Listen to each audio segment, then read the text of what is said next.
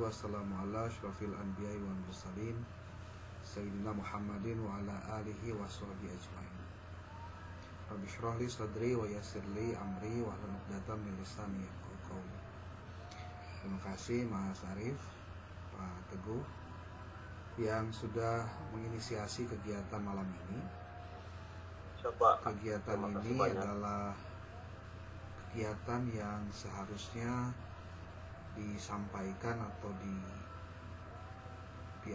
dipelajari oleh mahasiswa ketika di awal-awal semester ya. Karena kemampuan menulis itu harus menjadi bagian utuh dari kompetensi mahasiswa. Oke. Materi kita adalah tentang penulisan artikel. Namun sebelum masuk ke penulisan artikel, kita mau coba dulu untuk mengajak teman-teman mahasiswa di STI Karisma untuk mengetahui dulu tentang sekelumit terkait dengan hal-hal yang perlu dipelajari atau perlu diketahui tentang dunia menulis atau dunia karya tulis ilmiah ya. Kenapa harus diketahui? Karena kalau tidak memahami dulu dasar-dasarnya, khawatir nanti pada saat menulis justru jadi aneh gitu ya. Oke. Kita coba dulu dari hal yang sederhana.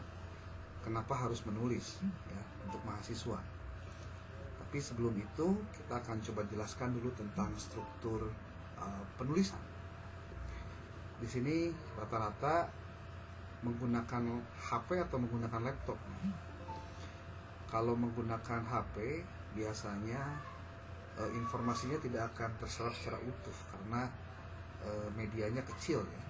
Tapi kalau pakai laptop relatif lebih besar karena apa yang ingin dilihat ukurannya bisa lebih besar. Oke. Saya share screen dulu untuk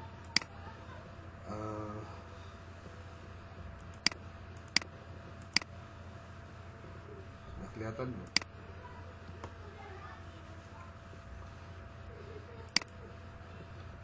Oke.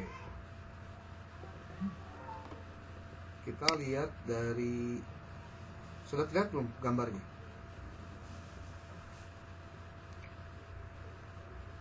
Terlihat belum? Ada gambar buku? Belum. Hah? Belum keluar. Belum. Belum, Pak. Ya. Udah. Ya. Oke.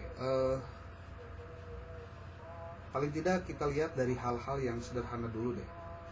Tentang pengertian apa itu artikel ilmiah, bagaimana memulai menulis artikel ilmiah, lalu apa penyimpangan dalam karya ilmiah, lalu terakhirnya tentang self assessment. Oke. Apa saja sih yang termasuk karya ilmiah itu? Kalau dilihat dari sisi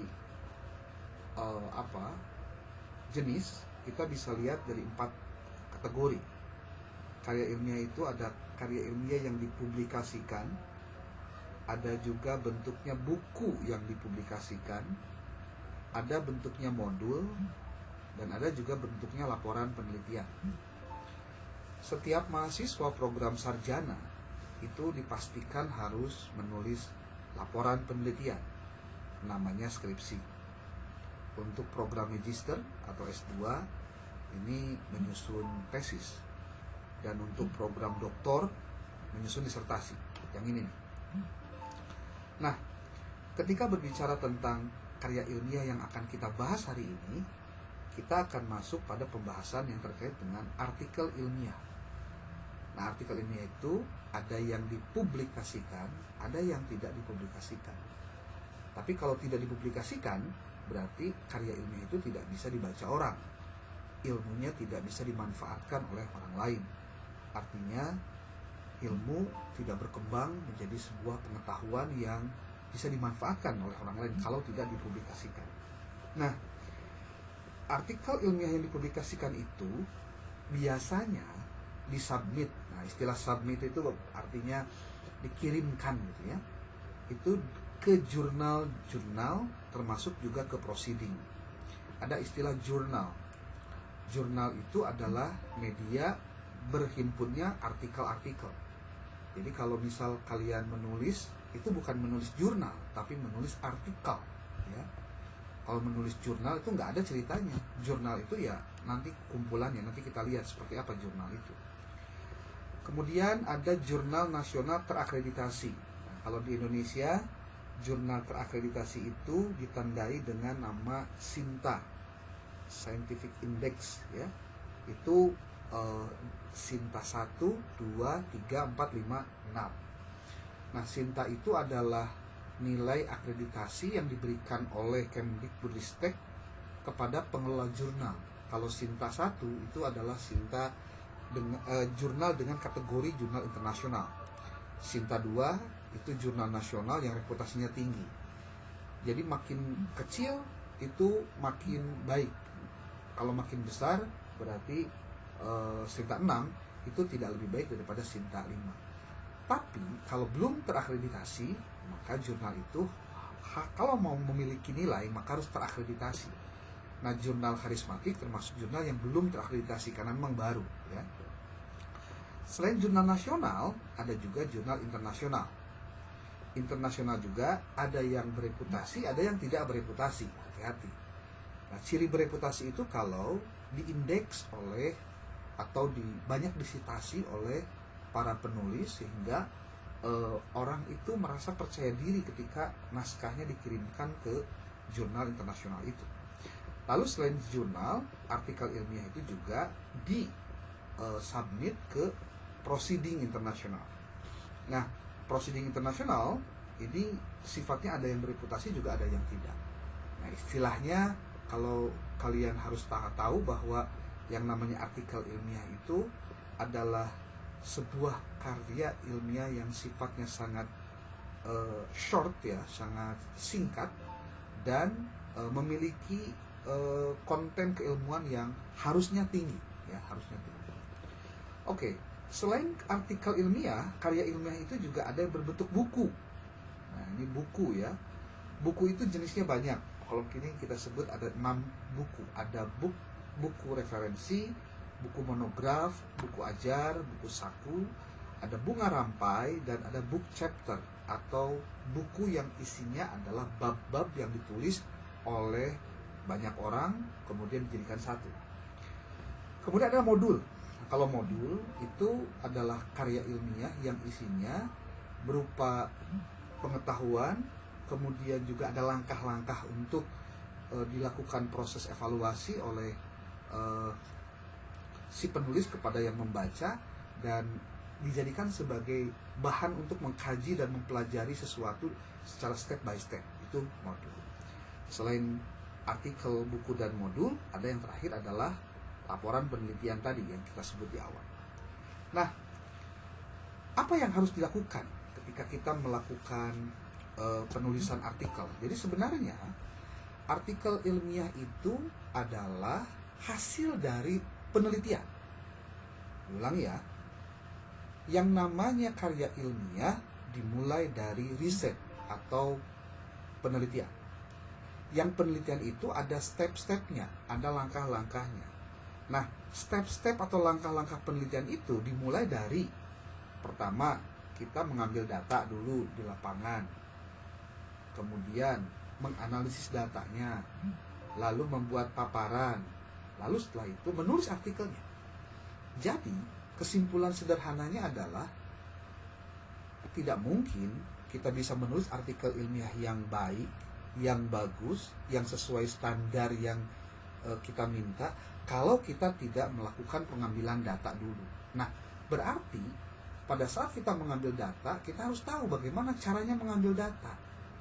Apa saja yang harus dicari, dengan cara apa data itu diambil, kemudian instrumen apa yang digunakan dalam rangka pengambilan data itu, dan sebetulnya data itu apa sih, kan gitu jadi akhirnya. Yang tentu ketika berbicara tahap 1 ini, pengambilan data, kita sudah bicaranya masuk pada ranah metode penelitian. Oke. Nah, tahap-tahap inilah yang sebenarnya harus dilakukan oleh setiap orang yang mau menulis artikel, termasuk siapapun yang mau menulis tesis, mau menulis skripsi, mau menulis disertasi. Tanpa kita melakukan pengambilan data di lapangan, sulit sekali kita akan membuat artikel ilmiah. Kenapa? Nggak punya data, nggak punya bahan gitu, ya.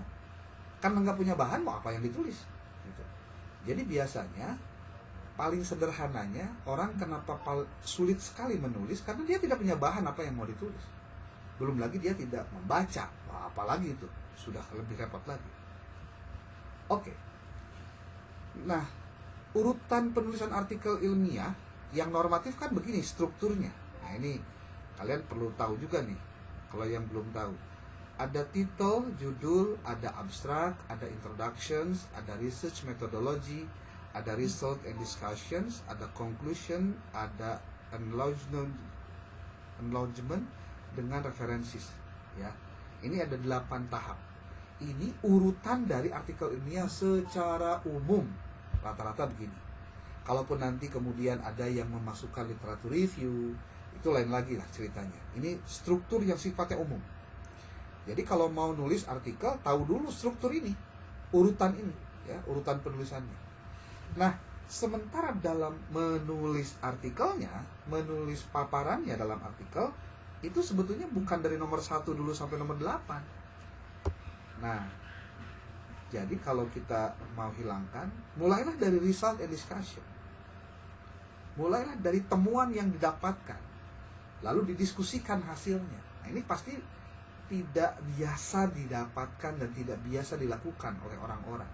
Orang-orang biasanya nulisnya introduction dulu, lalu setelah itu method, lalu result and discussion, lalu conclusions, dan merapihkan referensinya. Biasanya begitu.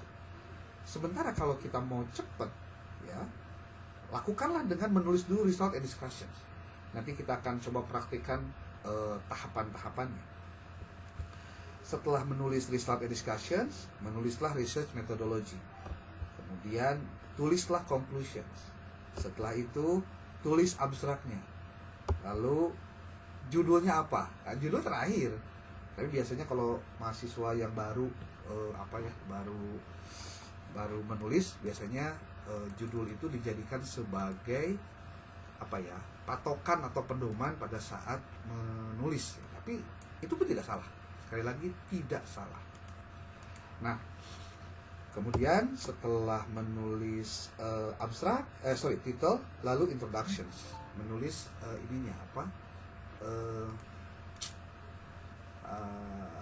pendahuluannya.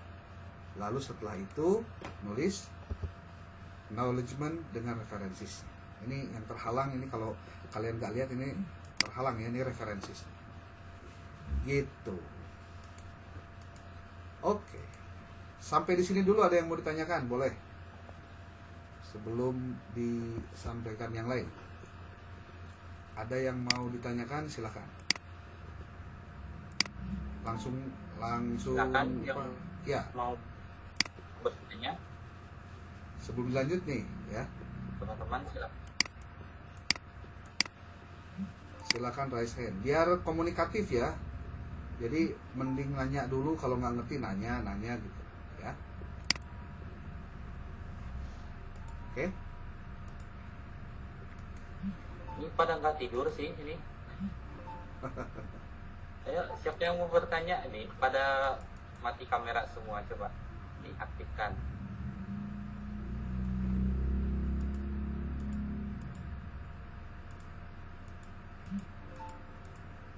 Yuk.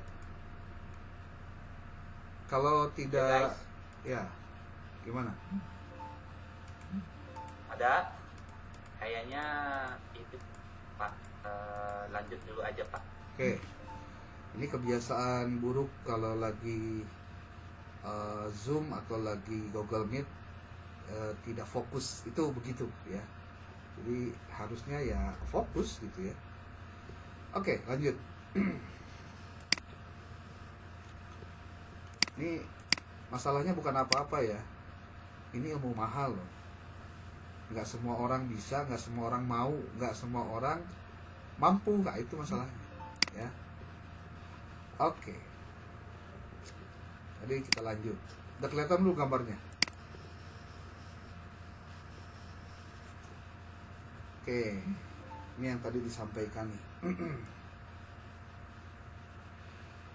Apa sih titel? Titel itu judul ya.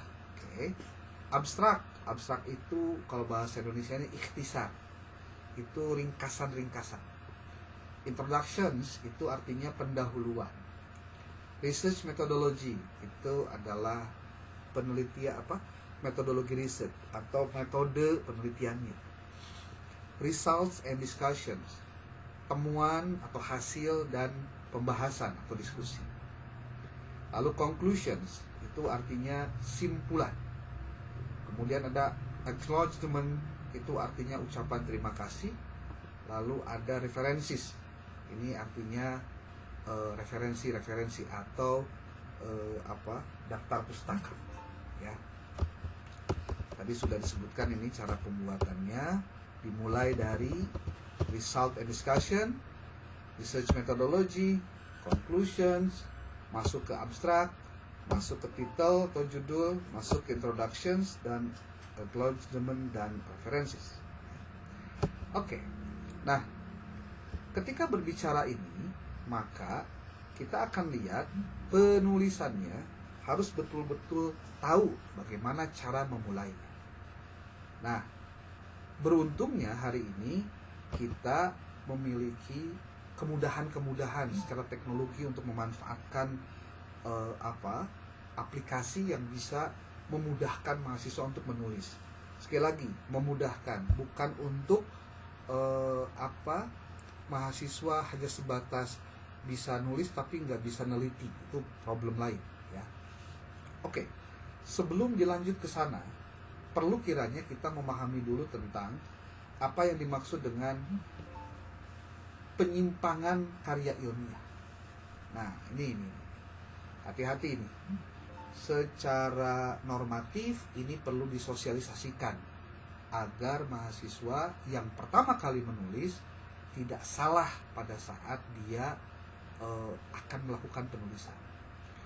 Pertama ada yang disebut dengan fabrikasi. Apa itu fabrikasi? Ini sering istilah ini muncul sebetulnya. Fabrikasi itu adalah perbuatan merekayasa secara tidak sah atau memanipulasi data hasil penelitian dan atau informasi ke dalam karya ilmiah. Jadi tidak ada datanya, tapi dianggap bahwa itu data.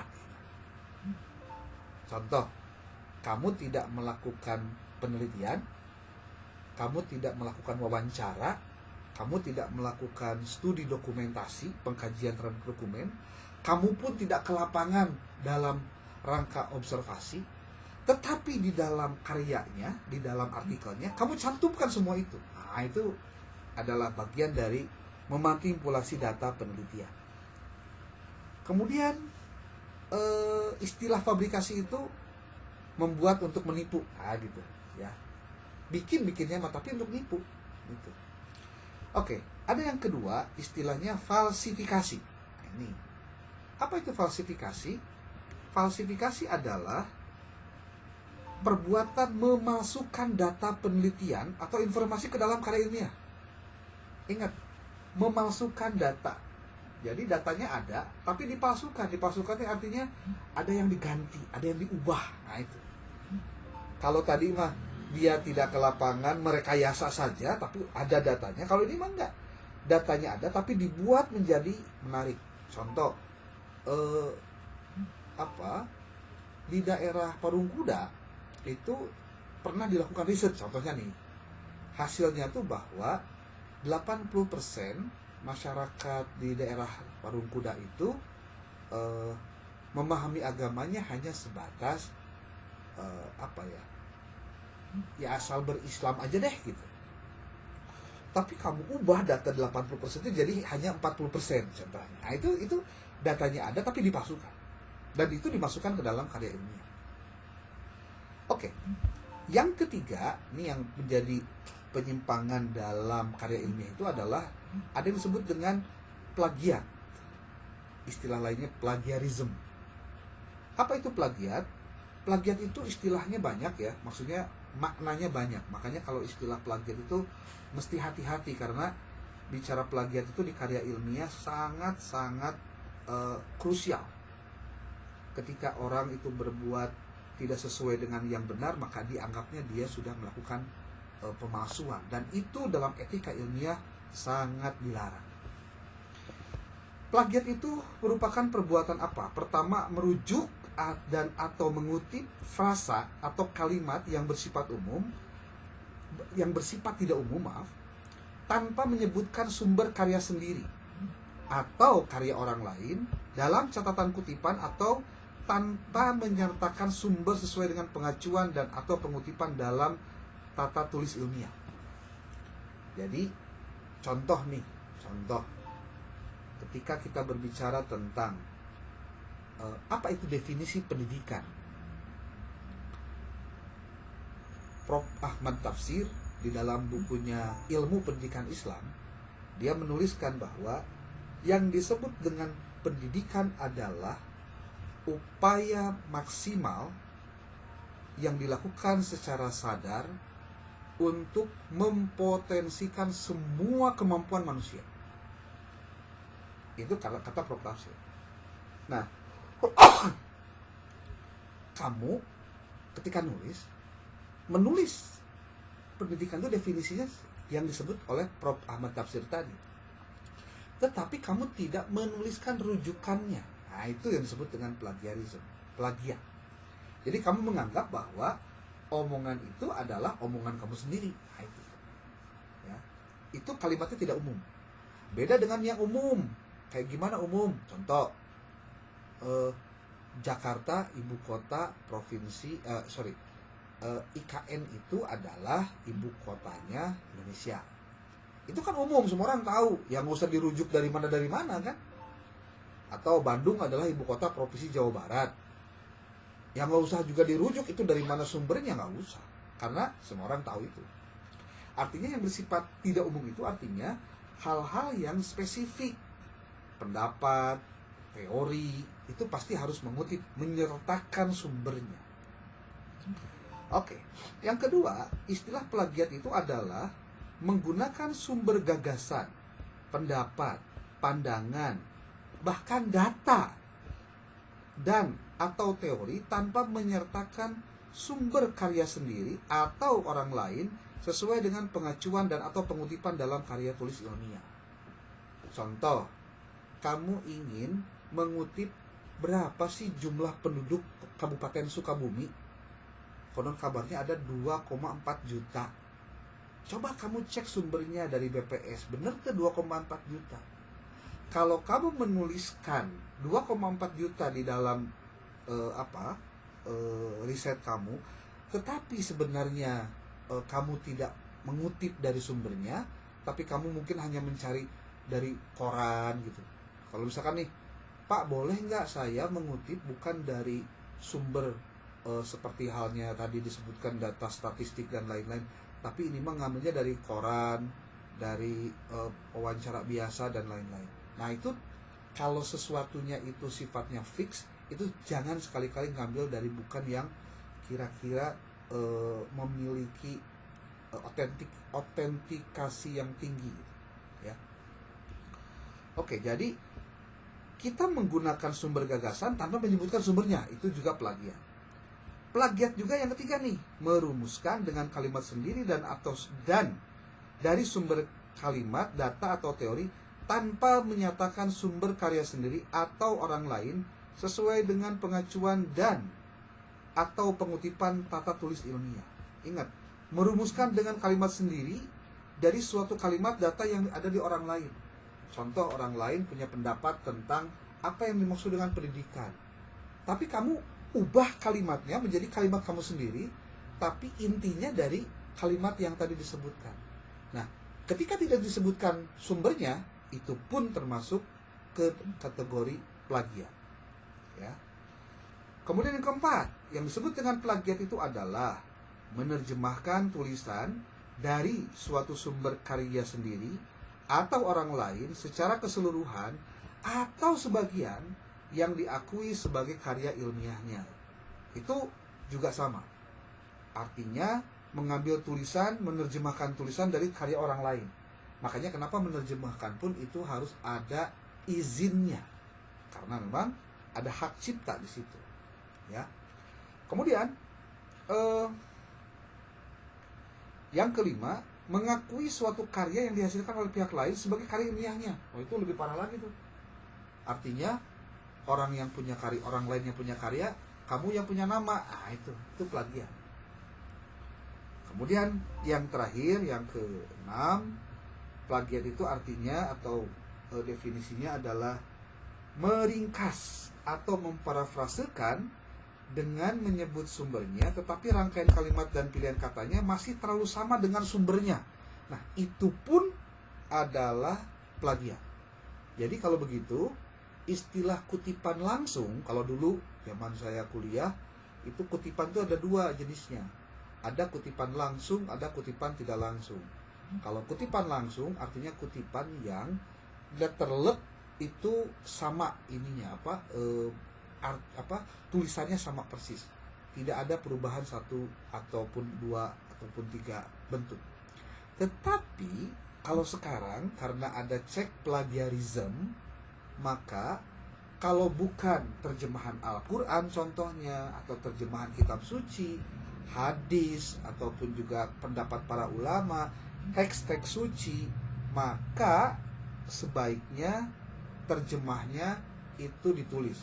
Tapi selain daripada tadi, selain Al-Quran, selain hadis, dan lain-lain, maka tulislah dengan melakukan parafrase.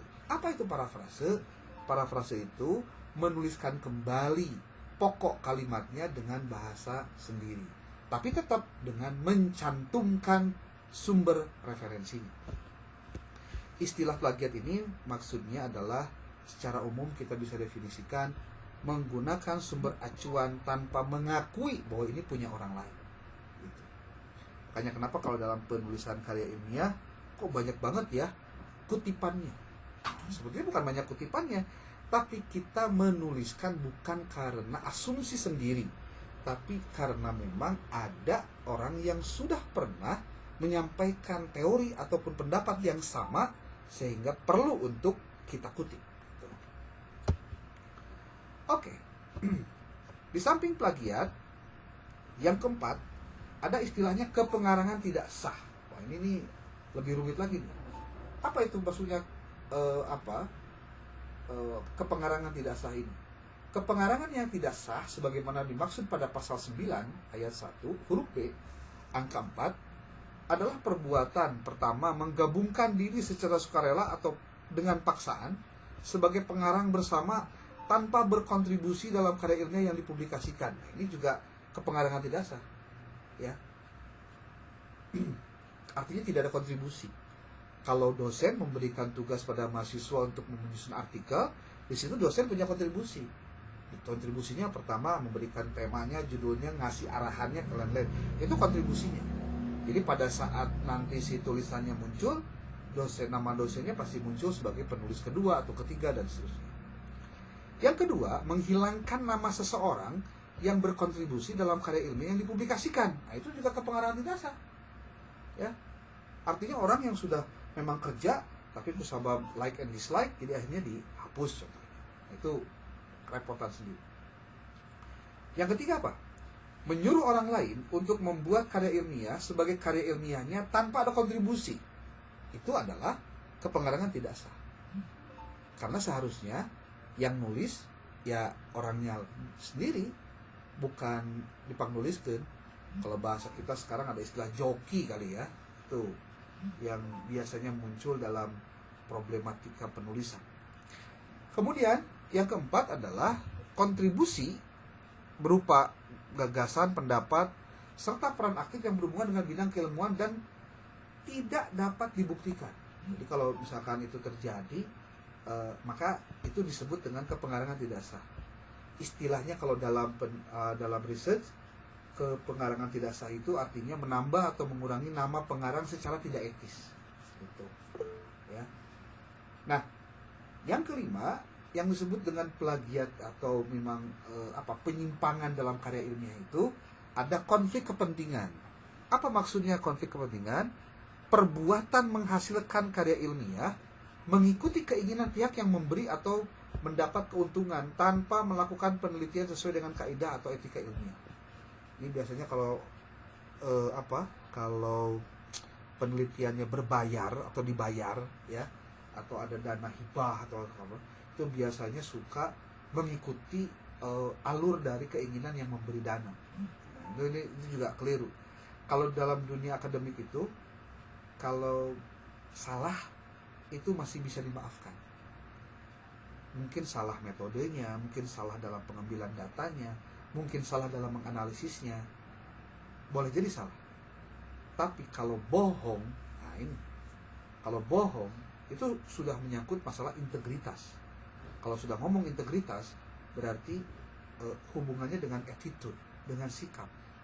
Dan itu susah untuk diubah, kecuali memang dia punya komitmen untuk mengubahnya. Oke. Istilah konflik kepentingan itu adalah kompromi atau penyimpangan dari netralitas. Jadi kalau kita bicara keilmuan mah, apapun yang kita dapatkan dari hasil riset kita, dari hasil pembahasan kita, maka itu yang kita dapatkan, itu yang kita sampaikan. Tuh. Nah, yang keenam adalah pengajuan jamak. Apa itu pengajuan jamak? Perbuatan mengajukan naskah karya ilmiah yang sama dan diterbitkan lebih daripada satu jurnal atau penerbit. Nah, ini juga penyimpangan dalam dalam penulisan karya ilmiah.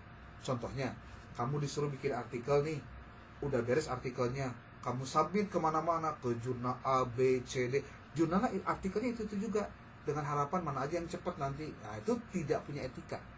Biasanya orang-orang begitu bakal di-banned atau dicirian sebagai orang yang memang tidak punya attitude dalam karya ilmiah, ya. Itu pengajuan jamak.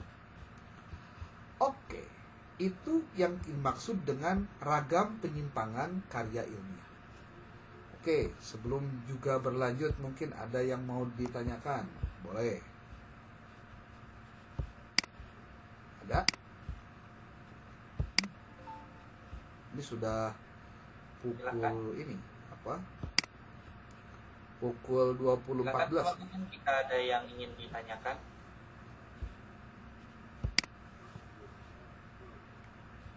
Ini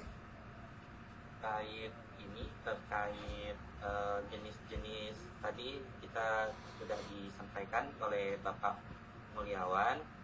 Tadi jenis-jenis tulisan itu, jenis karya ilmiah ya Pak, itu apa saja? Tadi ada artikel, kemudian ilmiah, terus tadi ada buku ya, terus ada laporan penelitian, dan juga ada modul. Tadi ada 4 jenis yang disampaikan. Kemudian kalau dalam susunan ilmiah itu apa aja? Tadi sudah disampaikan, ada introduction, kemudian ada metodologi, kemudian ada result discussion ya, kemudian ada referensi ya, itu tadi sudah disampaikan, ada beberapa ya. Dan kemudian tadi ada bentuk-bentuk perilaku atau tindakan yang tidak boleh dilakukan oleh seorang peneliti dalam menulis artikel ya. Sudah disampaikan, ada publikasi, falsifikasi, kemudian ada plagiasi, gitu, mengakui karya orang lain sebagai karya sendiri. Kemudian tadi juga melakukan submit artikel di berbagai tempat, itu juga tidak boleh ya. Nah, itu sudah disampaikan tadi sedikit banyaknya oleh Bapak Mulyawan. Nah, kira-kira ada yang ingin teman-teman tanyakan nggak terkait karya tulis ilmiah?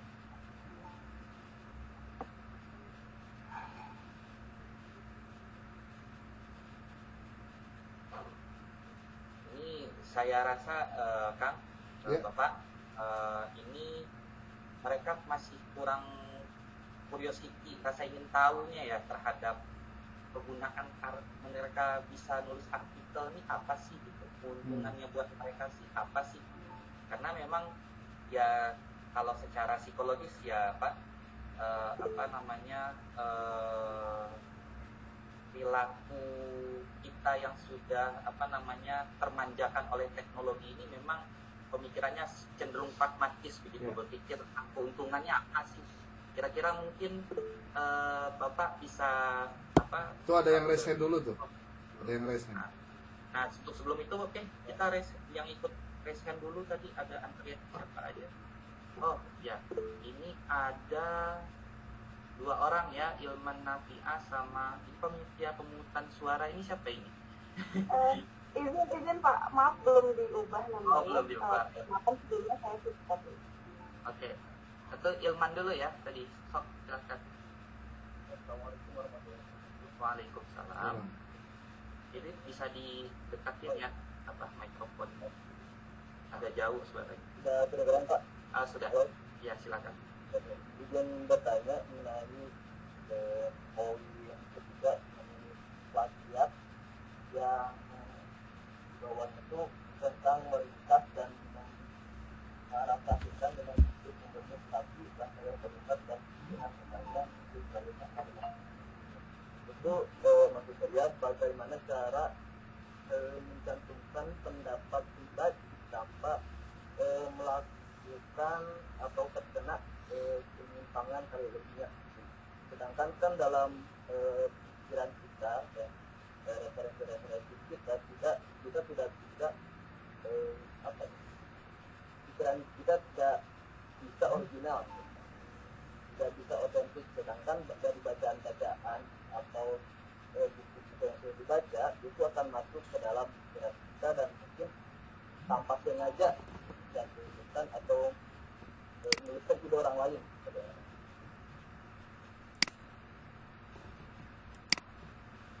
Ya.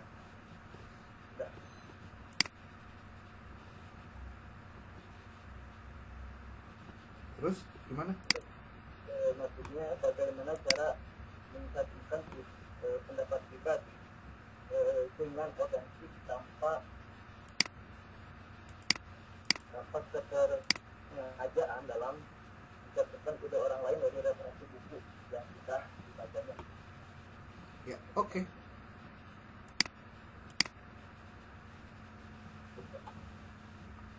Oh yuk.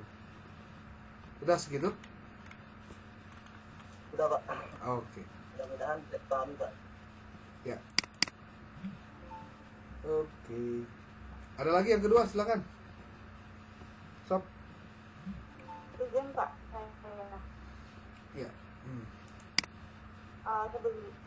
Baik, terima kasih. Sebelumnya mohon izin perkenalkan, saya dengan Fatimah, atau saya dari Cianjur. Sebelumnya mohon izin bertanya Bapak terkait dengan kepenulisan artikel itu memang sangat luar biasa sekali, menarik ya, terutama saya juga salah satu orang yang suka menulis, akan tetapi lebih banyak belajar lagi. Nah, di era modern saat ini kita kan banyak dituntut dan juga dihadapkan dengan artificial intelligence, yang mana bahwa dalam dunia kepenulisan itu tidak dipungkiri bahwa kita dituntut untuk mengikuti perkembangan zaman. Salah satunya adalah dengan menggunakan ChatGPT dan lain sebagainya. Nah, yang menjadi poin pertanyaan saya yang tadi disampaikan Bapak, bahwa ketika kita memparafrase apa yang disampaikan oleh peneliti dari jurnal lain misalnya, harus sesuai dan tentunya ada panduannya. Nah, apabila kita memparafrase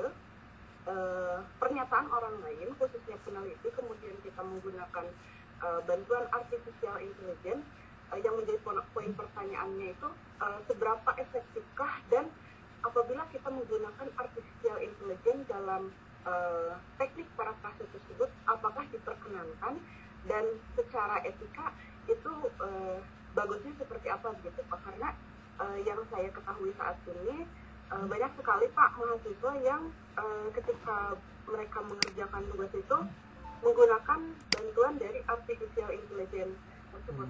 Menurut saya bagus ya dengan adanya perkembangan tersebut, akan tetapi secara kepintaran dan juga intelijen si mahasiswa akan berkurang karena dibantu oleh ChatGPT. Tapi di satu sisi itu juga membantu. Mohon arahannya seperti apa Pak? Terima kasih. Oke. Ada lagi? Ya, izin bertanya Pak. Ya. dengan dua CAI Pak. Oke. Tadi kan disampaikan bahwa artikel itu ialah jurnal itu adalah artikel yang sudah dibagikan. Bukan. Kalau terpublikasi berarti itu cuma disebut artikel saja begitu Pak. Terus pertanyaan kedua, bagaimana langkah-langkah ataupun cara-cara artikel itu bisa sampai terpublikasi begitu Pak. Oke. Terima kasih. Seperti itu Pak. Itu yang pertama barusan apa? Yang pertama barusan? Yang pertama barusan tuh tadi saya menyimak kan jurnal itu ya artikel yang Nah, itu keliru. sudah Bukan.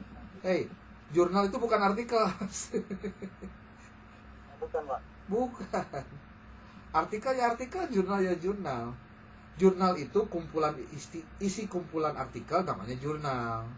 Kalau artikel itu sendiri adalah naskah atau manuskrip itu. Ya. Oke. Apa maksudnya pertanyaan yang pertamanya apa tadi? Ya tadi itu memastikan saja Pak. Hmm. Artikel itu biasanya kan pada umumnya gitu jurnal itu artikel yang terpublikasi begitu. Bukan. Ya, nantilah saya jelasin lagi ya. Nanti tolong diperhatikan baik-baik ininya apa pemahaman definisi-definisinya ya. Oke. Terus yang keduanya apa? Yang keduanya itu bagaimana langkah-langkah Oke. artikel yang kita buat itu bisa sampai terpublikasi gitu Pak. Sampai Terpublikasi, Kade. Ya. Terpublikasi atau publish. Nah, boleh menyebut publish, boleh publikasi, ya. Ada lagi? Udah, cukup segitu dulu. Oke. Pak. Tadi pertanyaan pertama dari Hilman itu bagaimana cara mengutip pandangan sendiri ya dalam tulisan. Kemudian yang kedua, Fatimah itu lebih ke arah apakah boleh melakukan parafrase dengan bantuan AI. Dengan lebih umumnya kalau kita tarik penggunaan AI secara bijak itu seperti apa gitu ya. Dan yang ketiga itu Abdillah itu tadi bertanya tentang apa langkah-langkah bagaimana artikel itu bisa terpublish. Kira-kira begitu Pak, Ya. pertanyaannya. Silakan Pak. Oke. Terima kasih sudah bertanya, berarti minimal merhatiin ya. Kalau tidak ada pertanyaan acan, cirinya tidak ada yang perhatikan. Tapi saya curiga nih di off kamera kayaknya lagi pada tidur ini. Nggak ada kehidupan dan tidak ada tanda-tanda aktivitas. Gimana nih? Hadir Pak, hadir. Jangan Hadir dibiasakan. Pak, hadir Pak, hadir Pak, hadir. Hadir, Mas hadir. Ini sih. Dikobok hadir. Ini nih, kita masih kalau bahasa si tukul mah masih katrok. Ya. Kalau banyakan begitu bagusnya pakai Kalau banyakan gitu bagusnya pakai laptop, jangan pakai HP. Udahlah kecil terus ditontonnya banyakan, itu makin teka tingali. Ya. Oke. Ini direkam nggak Pak Teguh?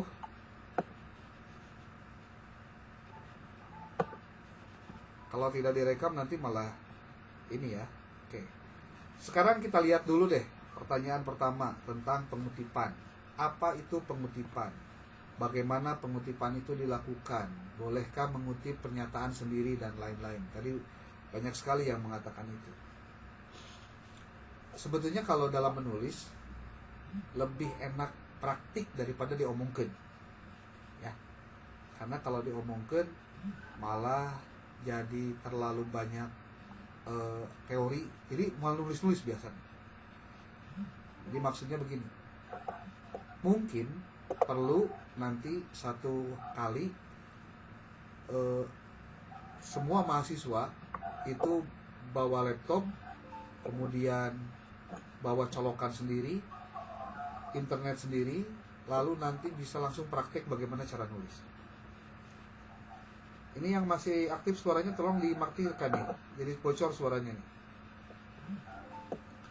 Nah, terkait kutipan, ini memang sesuatu yang tidak mudah, tapi bisa dipelajari.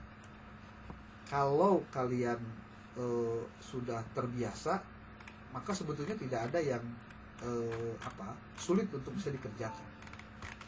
Yang jadi repot itu biasanya karena kita memang belum terbiasa aja. Karena belum terbiasa, maka problemnya kita sulit untuk bisa menyusun bagaimana seharusnya tulisan itu dibuat.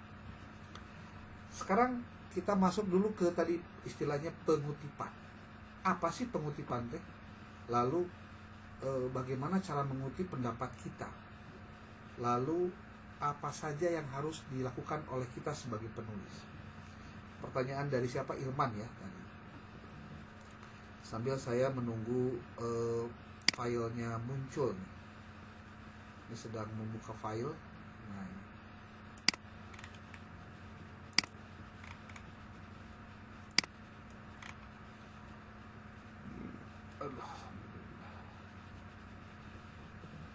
Kalau kalian pernah membuka file, pernah mendengar tentang namanya reference manager namanya Mendeley, atau kalau tidak Mendeley namanya Zotero, bebas ya. Ini contoh Mendeley. Nih kalau kalian lihat gambarnya masih hitam berarti belum terlihat. Kalau sudah ada warna putih, ini sudah masuk ke halaman Mendeley. Samping itu juga ada Zotero. Ini bisa dibuka Zotero. Mendeley itu ada dua, ada Mendeley desktop, ada Mendeley reference. Dua-duanya perlu dipelajari. Bedanya kalau Mendeley reference manager itu harus online, ya. Beda dengan yang tadi sebutnya tuh reference Mendeley desktop. Kalau Mendeley desktop itu bisa dilakukan oleh kita dalam keadaan offline. Kenapa kita perlu untuk mengetahui tentang reference manager ini? Karena tadi pertanyaan dari Ilman itu, bagaimana cara melakukan kutipan dan lain-lain. Salah satunya supaya tidak terkena, terkena similarity atau cek plagiasi adalah ketika kita menggunakan reference manager. Ibarat sebuah perpustakaan, kita punya perpustakaan yang ada di laptop kita. Kita bisa memasukkan semua referensi yang kita punya, yang kita jadikan sebagai bahan kita itu ke dalam alat ini, namanya Mendeley desktop atau reference manager, atau satu lagi Zotero, bebas. Pasti kalian sudah pernah dengar lah ya cerita-cerita itu. Nah, di sini ada teknik penulisan. Kalau di dalam kalau di dalam Word yang sudah terintegrasi atau sinkron dengan Mendeley, maka nanti akan mudah sekali untuk melakukan proses-proses pengutipan. Nah, bentar, saya cek dulu.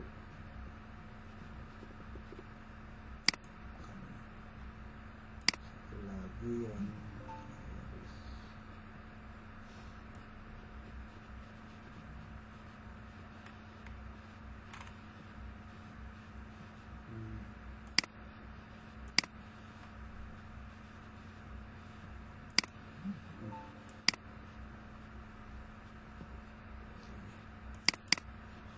saya pernah menulis sebuah artikel,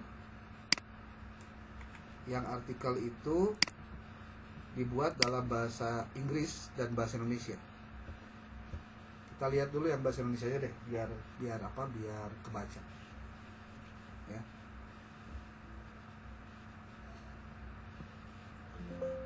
Penulisannya ini menggunakan Mendeley.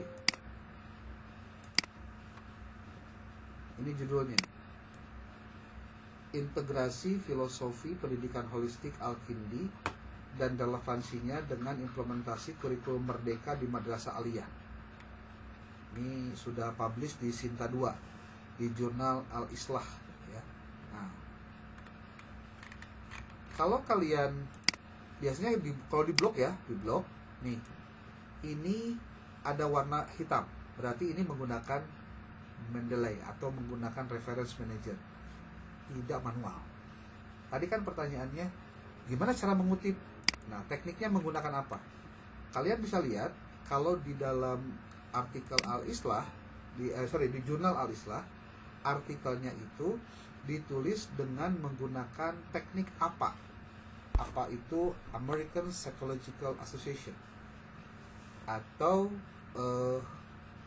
orang-orang psikologi di Amerika bikin sebuah teknik pengutipan, namanya apa? Bagaimana caranya? Di sini hanya menuliskan nama akhirnya dan tahunnya saja. Coba lihat ini. Pendidikan holistik telah mendapatkan pengakuan luas sebagai pendekatan yang berharga dalam dunia pendidikan yang bertujuan untuk membentuk individu yang seimbang dan serba bisa. Ini dikutip pernyataannya dengan melakukan parafrase dari pendapat Yafuz tahun 2022. Mana bukunya? Nah, nanti di bawah, nanti ada daftar referensinya di bawah. Nah, ini ada Yafuz, A Spiritual Oriented Holistic Approach, The Connections Paradigm, Spiritual Psychology and Counseling. Ini ada doinya nih. Kalau misalkan kalian pengen tahu benar atau tidak, ini doinya aktif atau tidak, kita cek satu-satu. Nah, cara memastikan bahwa si sumbernya ini bisa di tracking itu adalah dengan kita memastikan si sumbernya itu bisa dibuka. Seperti ini, kita masukkan doinya ke sini. Kalau bisa dibuka, berarti artikel ini memang ada wujudnya. Nah, tuh, A Spiritual Oriented Holistic Approach, The Connections Paradigm. Tuh, ini harusnya di apa? Di download. Si artikelnya di download. Lalu nanti dibaca, ada nggak keterangan tentang ini nih? Jadi kan saya mengutip pendapat si Yujaj ini dengan mengutip tulisan ini nih, si Yafuz, Yafuz ya, dengan mengatakan bahwa di sini kan ditulisnya begini, bahwa pendidikan holistik telah mendapatkan pengakuan luas sebagai pendekatan yang berharga dalam dunia pendidikan yang bertujuan untuk membentuk individu yang seimbang dan serba bisa. Diambil dari ini. Nah, sementara di dalam naskahnya ini, nih, ada ini nih. Kan ini artikelnya nih, tinggal diklik. Nah, diklik masuk ke apanya? Ke link webnya. Ya, ini link webnya. Nanti masuk ke PDF-nya. Nah, PDF-nya bisa di-download. Nah, ketika PDF-nya di-download, maka dibaca. Berarti kita bisa mengutip itu. Pasti pertanyaan gini, Pak, tapi kan saya tidak tahu pernyataan ini apakah didapat dari mana dan lain-lainnya. Gimana caranya supaya saya bisa tahu bahwa pernyataan ini diambil dari Yafuz ini? Ya memang di sini harus ada teknik yang harus dilakukan. Salah satunya dengan yang paling mudah, men-trackingnya di Google Scholar dulu yang paling mudah. Contoh, ini kita copy ke Google Scholar, copy, masuk ke Google Scholar, nih, kemudian masukkan pernyataan yang tadi untuk kamu bisa melakukan sitasi. Tuh. Nah, kalau menggunakan Google Scholar, kamu harus baca dulu satu-satu. Nah, nanti nyambung ke pernyataan kedua, bagaimana penggunaan AI. Justru kita akan coba bagaimana melakukan penulisan dengan AI dengan sebaik-baiknya ya. Tapi dengan catatan harus benar. Bukan hanya sebatas tolong buatkan, nah itu masalahnya. Pak, gimana kalau misalkan saya udah download tapi nggak muncul-muncul? Ini ada PDF-nya nih, PDF-nya. Nah, kalau buka PDF bisa. Tuh, artikelnya sudah ada nih. Nih yang tadi dikutip itu yang ini nih. Kalau misalkan nggak ketemu, pasti bahasa Inggrisnya yang harus dibenerin dulu. Karena tadi kan pernyataannya adalah ini nih.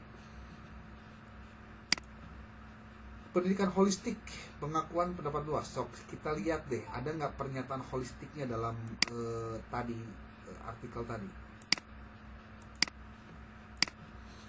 Nih, Ctrl F, holistik. Judulnya aja udah holistik ya. Tuh. Nih, in recent years, it has become evident that holistic psychological counseling models in cognitive spiritual orientation are required, jadi dibutuhkan.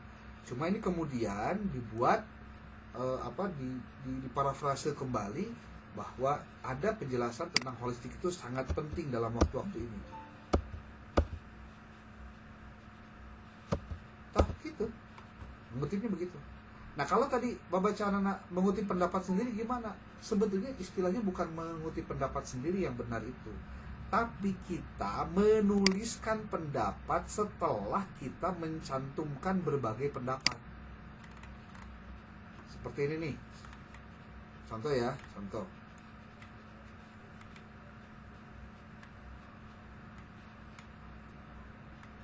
Kalau ini mah semuanya dituliskan, ada sumbernya, jadi pendapat sendirinya malah ditekan sehingga jadi tidak ada. Bukan tidak ada, tidak dimunculkan kembali. Nih lihat nih, kebaca nggak?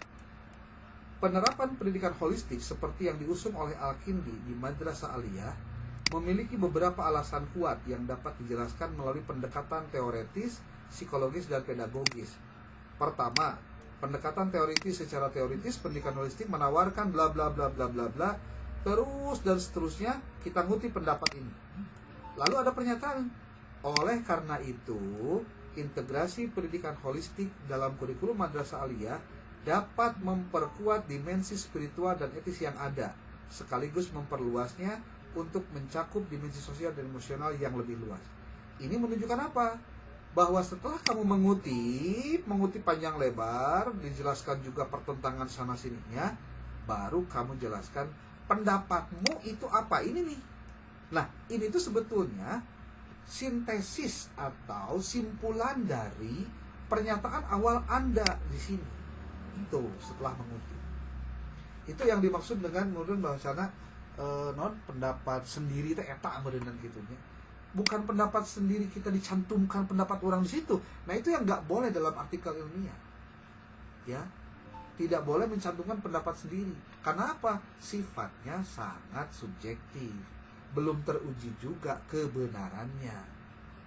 Kalau nanti hasil risetnya boleh, ya. Nah, gitu. Nah, kemudian ketika pertanyaan, mudah-mudahan nanti kalau ingin berlanjut ke pertanyaan berikutnya boleh ya. Kita masuk ke yang kedua, terkait dengan ChatGPT dan lain-lainnya. Boleh nggak? Nah, kita lihat dulu aturan mainnya. Menurut sebutnya tuh?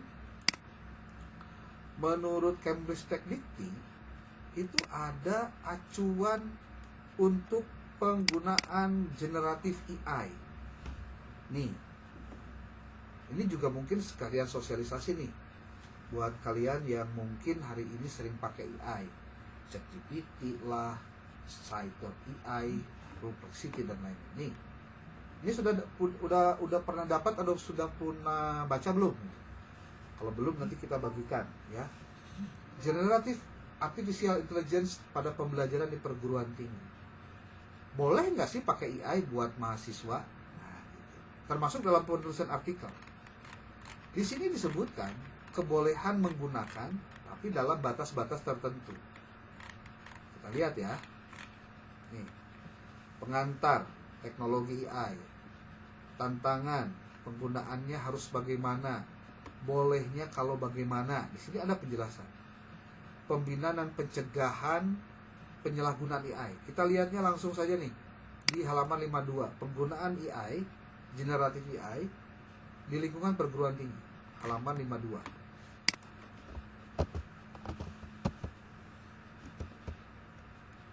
Apakah boleh menggunakan AI dalam penulisan artikel? Bisa. Kenapa tidak? Tapi dengan cara apa dulu kita menggunakannya? Nih lihat.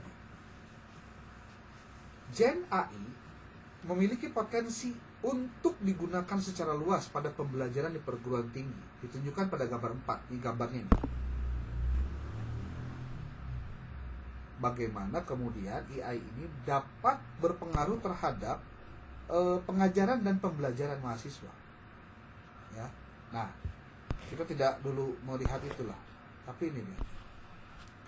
Penggunaan AI dapat diklasifikasikan pemanfaatannya untuk tujuan apa saja.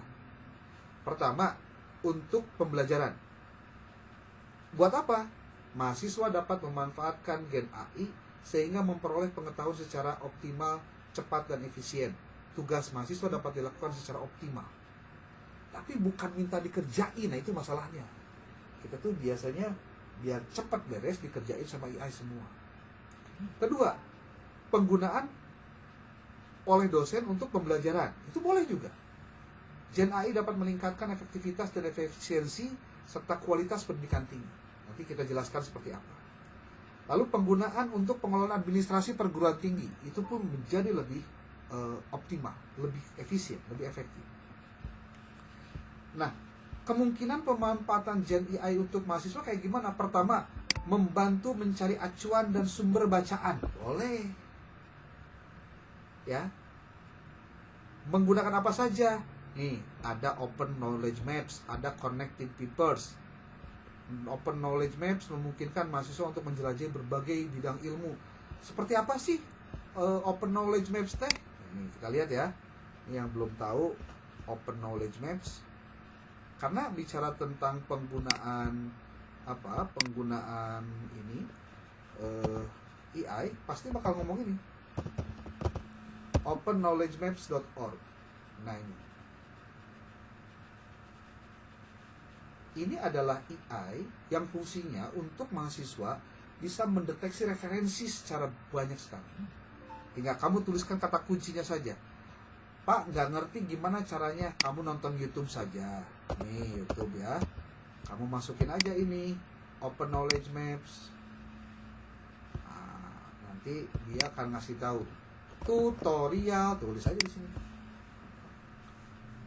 Ya. Mana ini? Nah, ini agak lama. Nih, tulis di toolbar Google-nya. Tutorial Knowledge Maps Indonesia. Tulisnya pakai Indonesia biar nanti yang munculnya bahasa Indonesia. Nih. Tuh.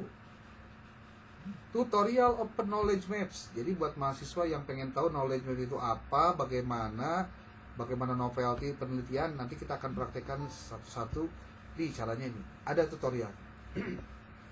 Apalagi kata buku di sini disebutkan atau connected papers. Nah, connected papers juga penting untuk diketahui mahasiswa. Kenapa? Karena di dalamnya banyak sekali AI yang connected papers. Connectedpapers.com. Nih. Nah, ini. Kamu pun sama, tinggal tuliskan kata kuncinya apa, doinya apa. Jadi nanti bisa ketemu si itu artikel ini teh dikutip sama siapa, mulai tahun berapa, dikutipnya sama siapa saja, bakal ketahuan di sini. Ya. Kalau nggak ngerti juga, tulis aja tutorial Connected Papers Indonesia.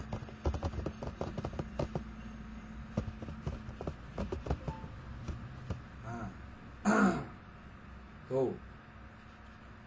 Connected Papers, solusi dan referensi penelitian mahasiswa dan dosen. Tuh. Mari buktikan apakah bisa membantu bikin latar belakang masalah dalam 25 menit. Connected Papers tuh. Semua bisa.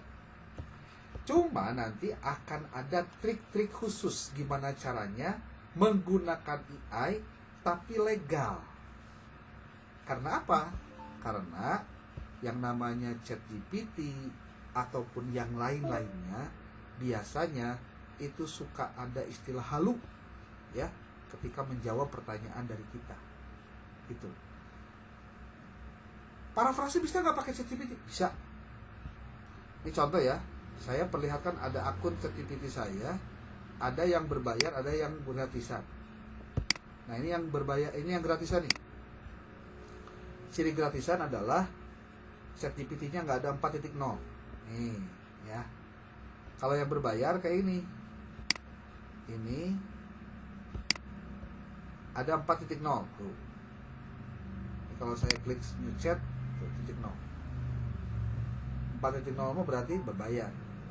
Nah saya pun punya akun namanya Super AI. Nah, ada lagi beli 45.000 49.000 dikurangi 5.000 jadi 44.000 buat sebulan.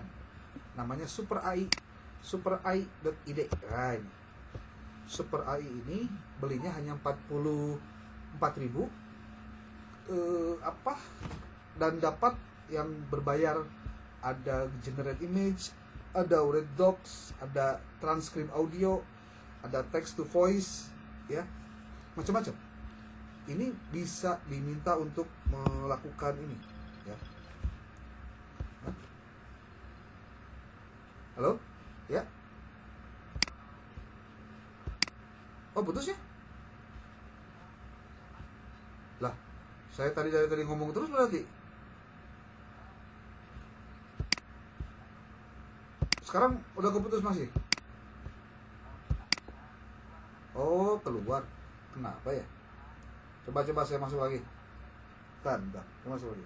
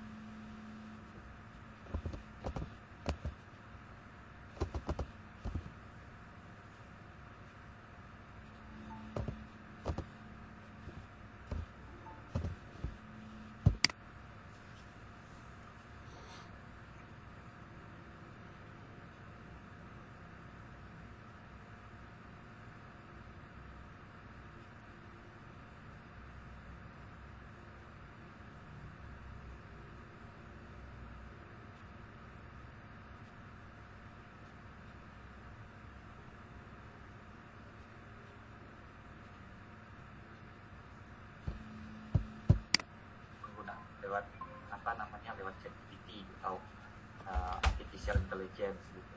Karena saya sering ketemu tuh di kelas gitu ya, teman-teman ketika menjawab pertanyaan dari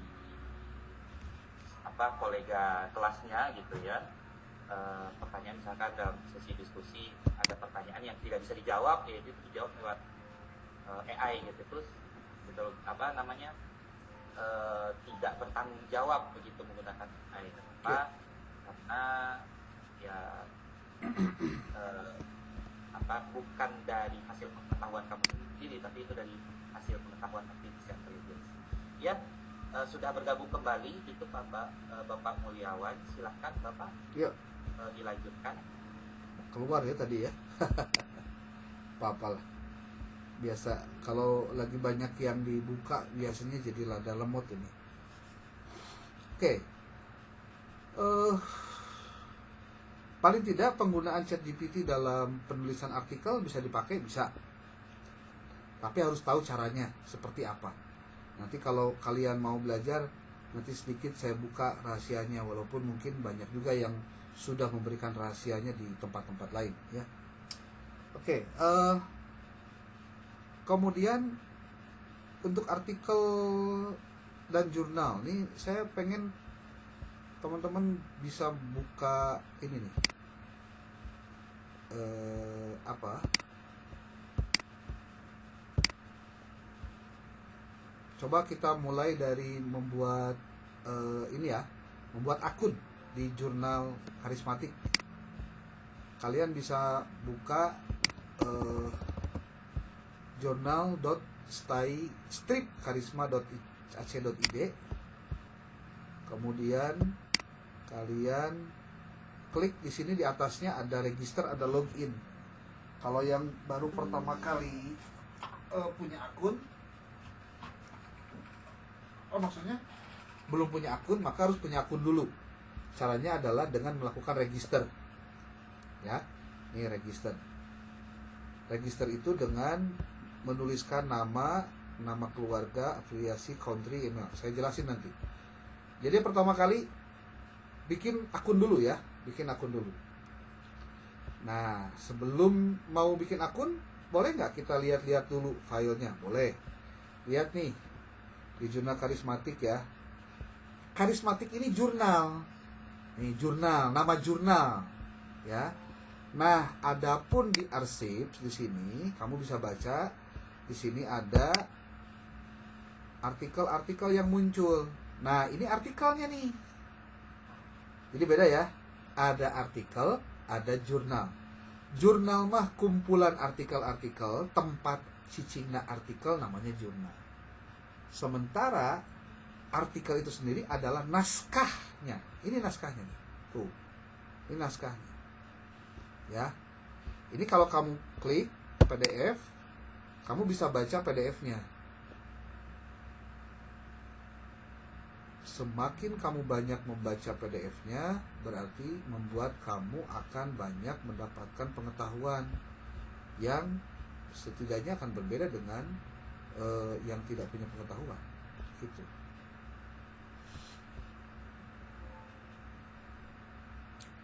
Itu ya. Nih. Nah, kalau ditanya bagaimana langkah-langkahnya membuat artikel jurnal, nah ini mungkin ada tahapan yang memang perlu dipelajari terlebih dahulu dengan benar. Sebelum ke sana, Bapak ingin menyampaikan dulu hal penting dulu buat kalian nih. Pertama yang harus kalian tahu adalah bagaimana cara melakukan register dulu ya. Nih register, tulis nama. Kita pakai satu nama deh di sini, siapa nih?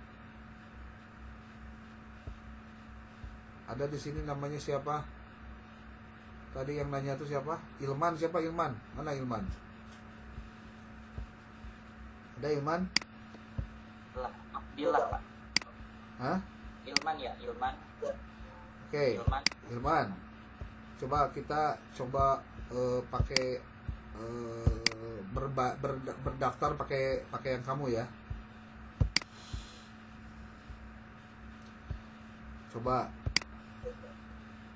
Naon namanya siapa? Ilman, Pak. Iman. Panjangnya Iman naon? L kecil, Pak. Ilman. Nama panjangnya apa?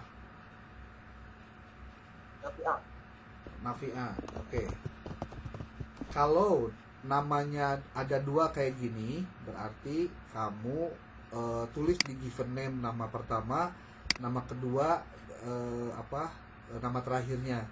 Kalau nama kamu ada 3 kata, contoh Ilman, Yadi, Nafia contohnya. Nah, berarti tulis yang 2 kata pertama ini di awal di given name. Family name-nya nama akhir, gitu ya. Ini contoh aja nih, contoh. Oke, terus affiliation. Affiliation itu adalah kamu dari mana lokasinya atau home base-nya mana. STI Karisma, tulis STI Karisma. Kalau dalam nomenklaturnya ada Cicurugnya ya. Cicurug, Sukabumi. Nih. Country-nya mana? Indonesia, cari Indonesia. Nih. Kemudian, nah, email kamu apa, Ilman? Halo? Nafia. Hah? 38. Non? Nafia. Di chat aja ke nafia38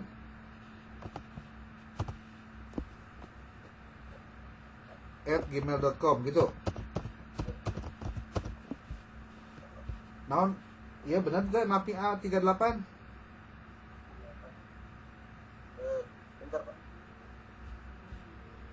Ya lamun asup deh karena chat jadi lama deh ya. Bapak. Nah, ada. Inavia 38. Oke. Bapak cuma ngasih tahu ya, kalau kamu bikin email, jangan email yang susah dibaca dan diingat orang. Eta teh riweuh lah. Nah, oke, username-nya Ilman contohnya. Terus passwordnya asal gampang diingat aja ya. Contoh, pakai ngaran Ilman tapi pakai 123. 123 Ilman. Nah, ini contoh aja, nanti kamu bisa ganti lah. Oke, kemudian repeat password, tulis lagi passwordnya 123 Ilman. Agree, yes. Would, yes. Would like to contacted by request to review submission aja nggak usah lah. Register. Nah, ketika kamu sudah register begini, berarti kamu sudah mendaftar sebagai salah satu orang yang punya akun di sini. Tuh. Kalau kamu mau mensubmit artikel, make a new submission. Kalau kamu ingin mengedit profil kamu, edit my profile. Tuh, kalau ini edit my profile tuh. Oh, ini kalau mau submit. Nanti kayaknya kalau untuk submit harus ada dulu naskahnya biar kamunya tidak kemana-mana ya. Nah, so kalau naskahnya nggak ada terus kamu mau submit juga mau submit apa? Nah, continue browsing. Kalau mau browsing berarti masuk ke jurnal ini, ke akun ini. Nah, di sini kalau kamu pengen masuk ke new submission, klik dashboard. Klik ini, klik dashboard. Nah, di sini untuk memperbaiki profil ya. Kontaknya diisi, nomor handphonenya berapa? Nomor handphone seberapa, Ilman? Halo? Ilman? Nomor HP kamu berapa? 0838. Hah? Suaranya kecil? 7180 6842. Oh. Untuk apa nomor HP ini ditulis? Untuk memudahkan nanti pihak editor menghubungi Ilman kalau ada apa-apa gitu ya.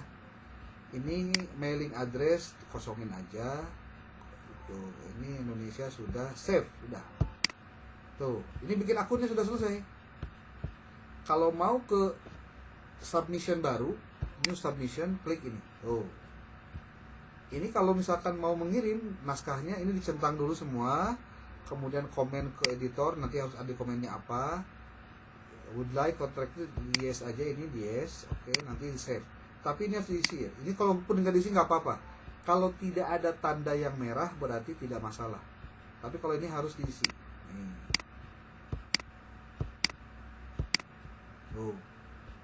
Save and continue.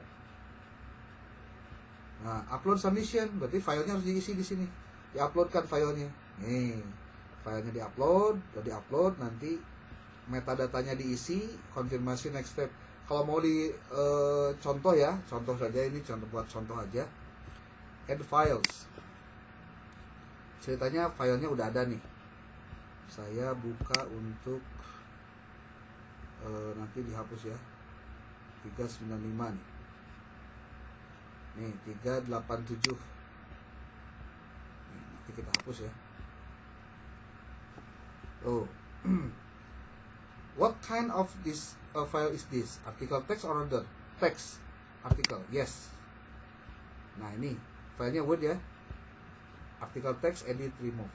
Kalau misalkan mau dihapus lagi tinggal remove. Dihapus tuh. Upload lagi kalau misalkan mau memasukkan naskahnya. Ini jurnalnya jurnal karismatik ya. Contoh klik ini. Tuh. Ini artikel, oke. Lalu save and continue. Lalu, nah judulnya tulis. Contoh judulnya adalah, ini contoh aja ya. Ini adalah contoh penulisan artikel simulasi. Oke, abstraknya nanti sembarang dulu aja deh. Nah, gitu. Lalu setelah itu, kalau misalkan mau nambah penulisnya, tulis di add contributor. Kalau tidak, ya ditambah. Contoh, nama Bapak dimasukkan sebagai penulis. Contoh aja ya. Mulyawan Wandi Sinyal Nugraha. Kalau 3 kata begini. Kontak emailnya ini. Country-nya Indonesia. Afiliasinya UIN Bandung. Nah, ini juga sebagai author. Kalau principal contact berarti sebagai corresponding author atau sebagai orang yang dihubungi nanti oleh si editor. Save di sini. Tuh, ada 2 penulisnya. Kalau misalkan kata kunci dari setiap katanya dituliskan, contoh judulnya adalah simulasi. Nah, contoh ya. Artikel penyusunan.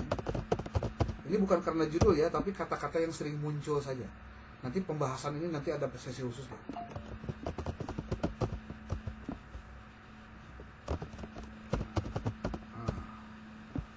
Referensinya kalau mau ditulis kalau enggak lewat dulu. Save. Tuh. Oh, titel ini harus ditulis. Berarti ini salah. Di sini nih. Tuh, finish submission. Nah, sudah. Berarti ini sudah ngirim naskah. Sudah kirim naskah. Nah, namun Bapak Aina asup sebagai sebagai pengelola jurnalnya, ya. Nih. Sebagai pengelola jurnal, nanti bisa kelihatan bahwa kamu tuh sudah assign tuh, sudah masuk tuh. Navinga tadi tuh. Sudah masuk artikel 1 yang tadi. Gitu. Nah, kalau ditanya tentang apa tadi? Langkah-langkah menulis artikel, maka yang harus dilakukan oleh kamu terlebih dahulu adalah pastikan kamu mengetahui template jurnal karismatik. Ini karena kita mau fokusnya karismatik ya. Di karismatik itu ada yang disebut dengan jurnal template. Apa itu template? Template itu artinya standar penulisannya harus sesuai dengan template ini. Nggak boleh enggak. Kudu sarua. Jadi kalau dalam artikel jurnal mah kepatuhan itu menjadi hal utama. Ya, kepatuhan. Nih, kalau kamu buka ini, yang tadi nih, yang buka template ini, kamu klik kanan, open link in new tab, nanti bakal masuk ke sini nih, ke Google Drive. Kamu klik yang bagian ini, kemudian nanti download bagian yang Word-nya download.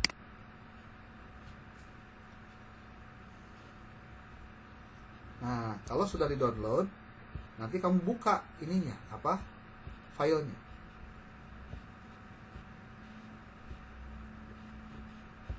Coba kita lihat apakah sudah ada.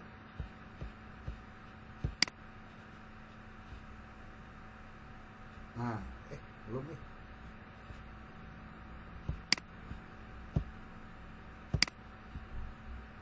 Ini lama nih. You are offline. Offline.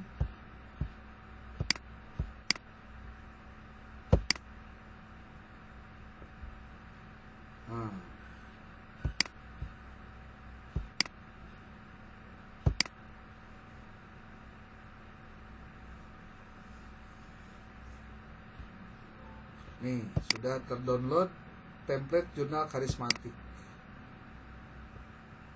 Nah, nanti kamu akan melihat ini, gambar ini. Ini kayaknya kita nggak terlalu sistematis juga ya, karena harusnya dimulai dari bagaimana menulis, menulis dan lain-lainnya dimulai dari masalah sebetulnya. Tapi ini dari jurnalnya dulu, nggak apa-apa. Nah ini template jurnal karismatik. Nih, ingat ya, walaupun abstrak itu di awal, tapi ditulisnya terakhir. Ya, tuh. Abstrak bahasa Inggris, abstrak bahasa Indonesia. Ya, oke. Kemudian di sini ada satu pendahuluan. Nih, pendahuluan. Ingat ya, di sini harus kamu baca apa saja ketentuannya. Di sini sudah dituliskan nih. Ingat nih, angka satunya, angka 2, jangan sampai tidak ditulis ulang. Penulisannya, hasil dan pembahasan, ada hasil, ini hasilnya apa, kemudian pembahasan, ini pembahasannya, kemudian yang nomor 4, simpulan. Setelah itu daftar pustaka. Udah selesai. Di sini ada penjelasannya, apa saja yang harus dimiliki. Kita akan coba bagaimana menyusun sebuah artikel. Nih, contoh, tadi itu siapa? Ilman. Bapak nanya Ilman, kamu lagi KKN atau enggak? Atau lagi PPL? Jadi PPK, Pak. PPK ya? Ya, PPL. Kalau lagi PPK, ini peluang bagus kamu buat belajar nih. Kan PPK itu nanti kamu juga harus bikin artikel ya, untuk penulisan hasil laporan individunya. Bener nggak? Nih,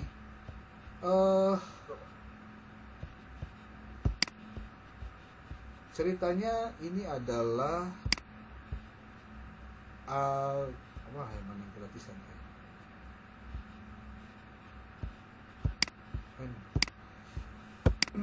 Ini ceritanya ChatGPT yang gratisan. Jadi yang sama dengan punya kamu ya.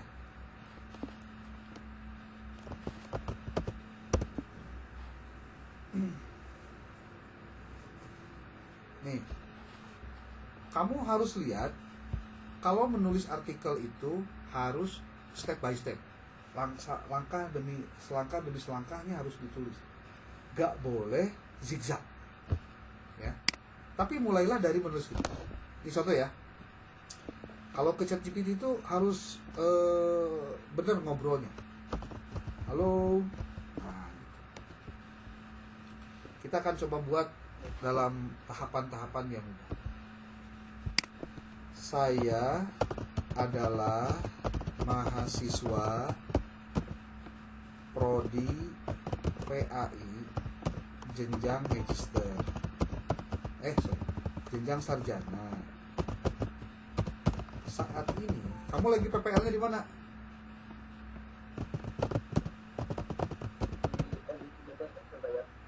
Oke, saya sedang melakukan praktik profesi keguruan, semacam PPL di mana tadi teh?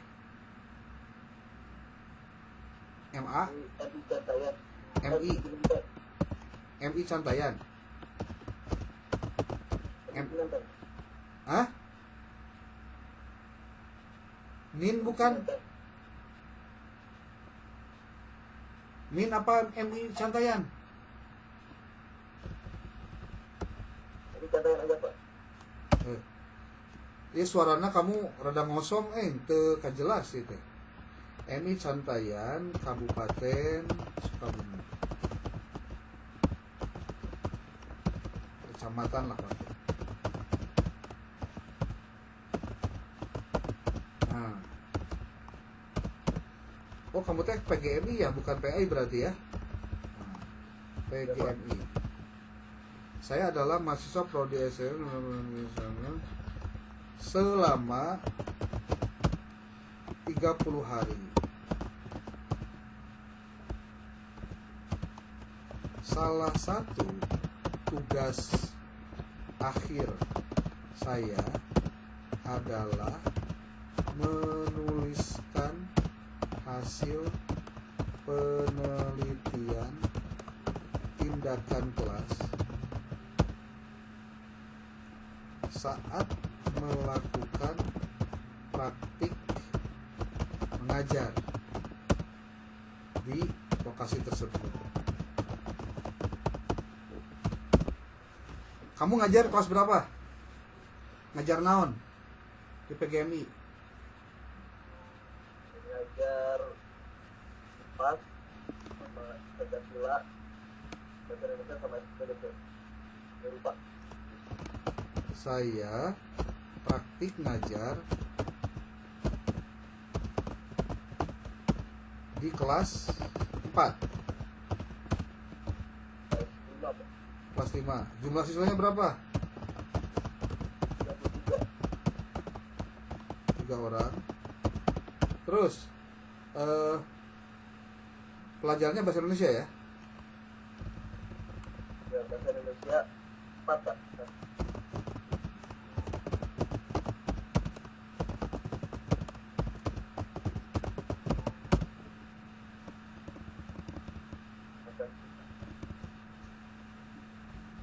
Oke. Metode apa yang kamu gunakan? Materinya tentang apa dulu? Materinya tentang apa materinya? Tentang membuat poster, Pak, dan infografi. Materinya tentang membuat poster.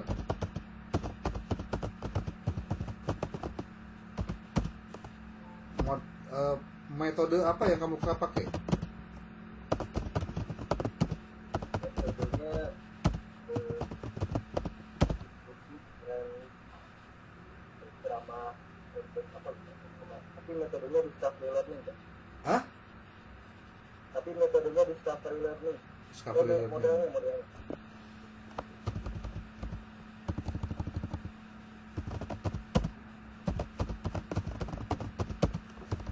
Discovery learning.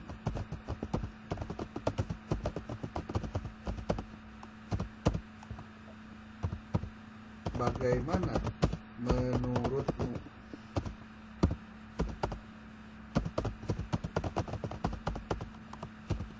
jadi kita minta dulu dia untuk berkomentar. Jadi jangan dulu langsung minta jawaban, minta dia berkomentar. Nih,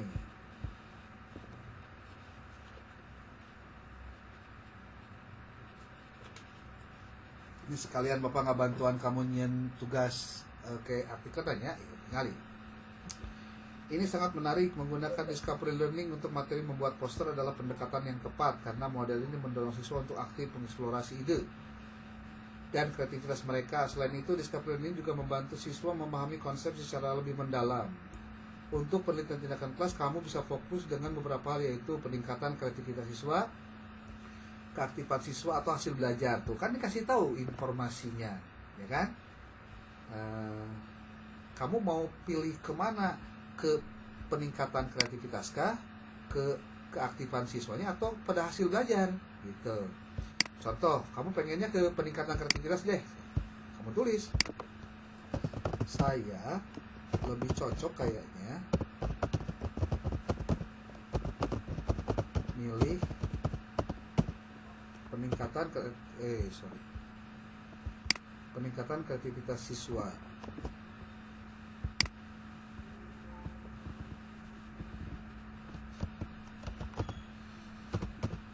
Berikan 5 alternatif judul untuk PTK saya.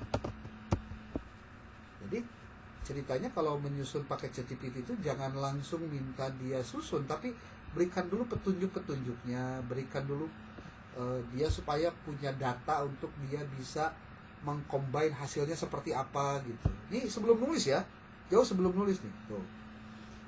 Nah, tuh. Ini judulnya bagus-bagus nih, peningkatan kreativitas siswa kelas 5 dalam membuat poster melalui model pembelajaran discovery learning di MI Cantayan. Ini judulnya sudah memenuhi aspek untuk PTK. 1. Ada usaha yang dilakukan dengan cara apa? dalam materi apa, dengan menggunakan cara apa, tuh kan ada tiga-tiganya. Upaya meningkatkan kreativitas siswa dalam membuat poster dengan pendekatan discovery learning di MI 5 Cantaian. Tuh, ini juga sangat benar nih. Contoh ya, kita ambil nomor 3. Saya pilih nomor 3. Nah, saya pilih nomor 3. Dia pasti jawab. Jawabnya panjang. Dia baca dulu tuh. Pilihan yang bagus katanya. Judul ini terdengar jelas dan fokus untuk penelitianmu. Kalau ada kebutuhan lain, nah, tanyakan ke dia. Apa saja yang harus saya lakukan, saya persiapkan untuk melakukan hal tersebut. Maksudnya penelitian tersebut. Jadi nanti dia jawab. Kalau arahannya udah ketahuan, oh si yang nanya teh pengen tentang PTK nih, jadi kemana-mana dia pasti tentang itu terus. Tuh. Berarti menentukan masalah, mengidentifikasi masalah, dasar teorinya kayak gimana, merancang rencana, bahkan PTK itu harus ada proposalnya.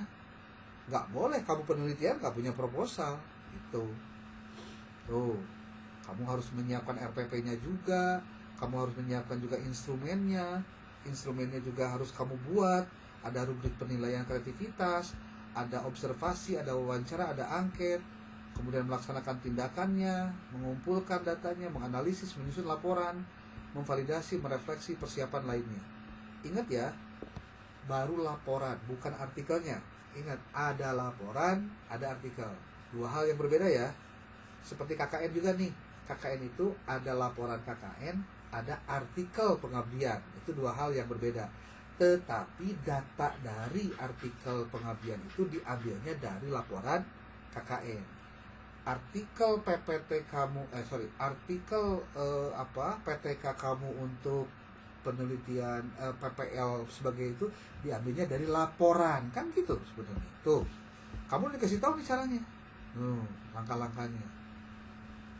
Nah, baru sekarang kita bantu saya untuk menyusun bagian 1 tentang menentukan masalah.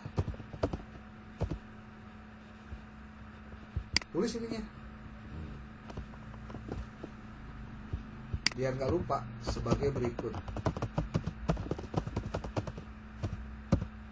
Nah, ini belum ditambah dengan referensi belum ya, belum. Kita belum minta dia untuk menambah referensi dulu, karena berpikir dengan AI itu jangan kamu anggap bisa cespleng sarita langsung dapat, kamu langsung copy paste. Nah, itu yang tadi disebut bahwa kamu tidak bertanggung jawab dengan AI, kamu hanya memanfaatkan dia dapat informasinya. Jangan-jangan si AI-nya nanti justru menjawab dengan halu nantinya. Sakahayang maneh nawe itu. Nih.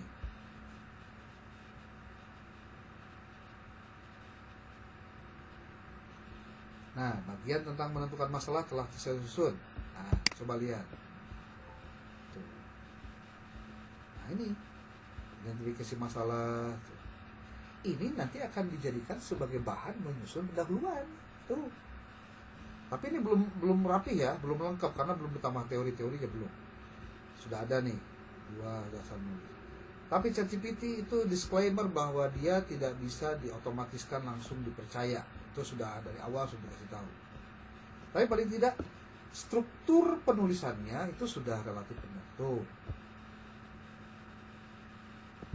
Kreativitas siswa membuat poster masih tergolong rendah. Ini terlihat dari beberapa indikator. Sebagian besar siswa hanya menyalin. Nah, benarkah ini ada di lokasi penelitian kamu? Berarti kamu harus memastikan dulu. Kenapa membuat poster di MI Cantaian teh rendah minatnya? Nah, itu yang harus cari dulu. Nah, itu untuk menentukan masalahnya. Nomor 1, masalahnya ada ketemu. Nomor 2 apa? Nah, buatkan rancangan kerja tindakan. Nah, ini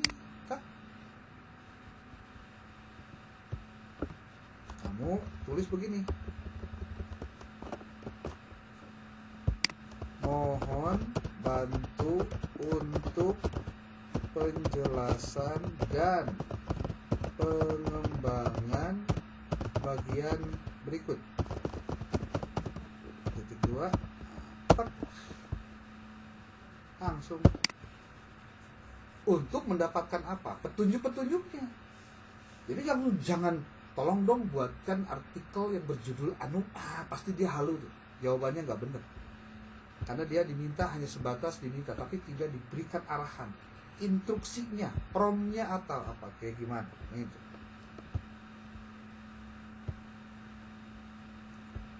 Nih, apa saja yang saya lakukan persiapan mau gimana yang tadi ya? Sorry.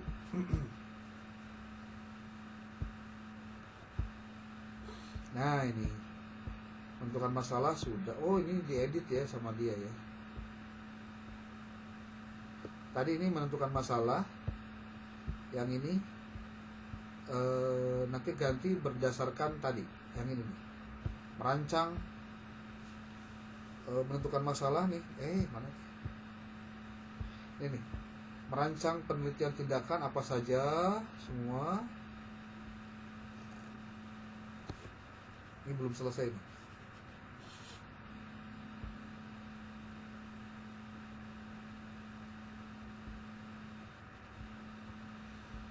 Nah, ini sudah selesai berarti. Menentukan masalah. Kok ini lagi?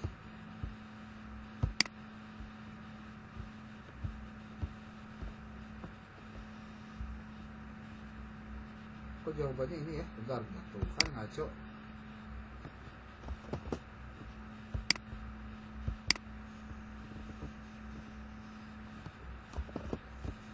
Mohon bantu pengembangan bagian 2 yaitu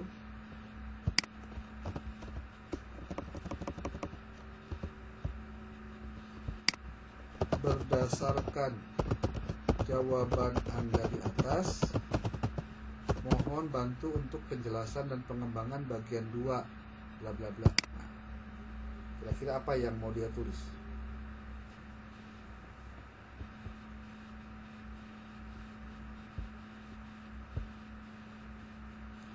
ChatGPT juga sangat tergantung terhadap ini ya, sinyal. Bahkan sekarang ada DeepSeek yang terbaru tuh ada, lebih rame. Nah ini ada twing-twingnya rame. Merancang rencana tindakan nomor 2. Nah ini bagian ini tuh, kasih tahu tuh, jelaskan satu persatu. Sekarang kita minta dia menjelaskan yang ketiga. Tiga apa? Melaksanakan tindakan. Nah, kamu tinggal ini aja.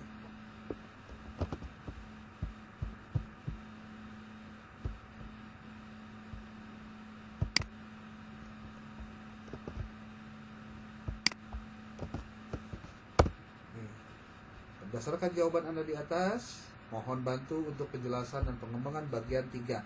Nanti dia akan bantu bagian 3. Jadi satu-satu tahapannya gitu, tahapannya. Makanya kalau nggak mau mikir panjang, ya kerjanya harus hati-hati. Kerjanya harus step by step. Tuh. Ya. Ini belum nulis artikel ya, belum. Kita sedang menyusun dulu apa yang harus dilakukan sebelum riset.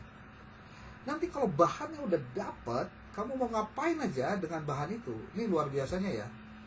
Dalam satu penelitian, kamu bisa menghasilkan output artikel lebih dari 3.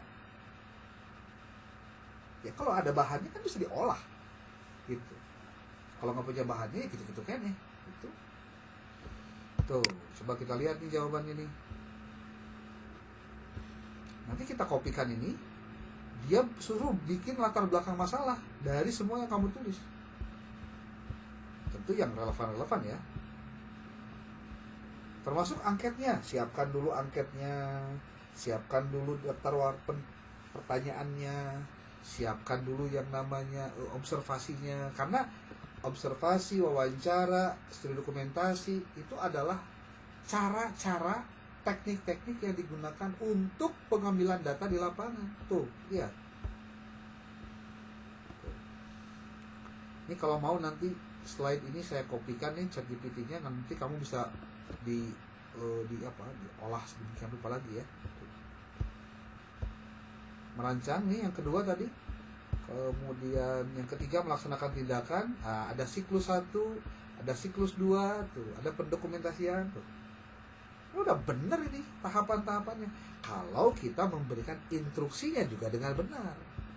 Jangan keburu nafsu gitu ya, pengen cepat-cepat beres, pokoknya langsung nggak bisa begitu. Nah, mengumpulkan data nih, gimana mengumpulkan data? Tentu tahapan-tahapan ini yang harus diperhatikan. Nih, berdasarkan pengembangan nulis bagian 4.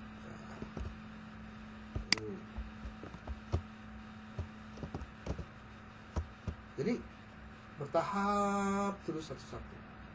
Makanya perlu waktu, betul. Nanti referensi kumaha apa? Gampang referensi mah.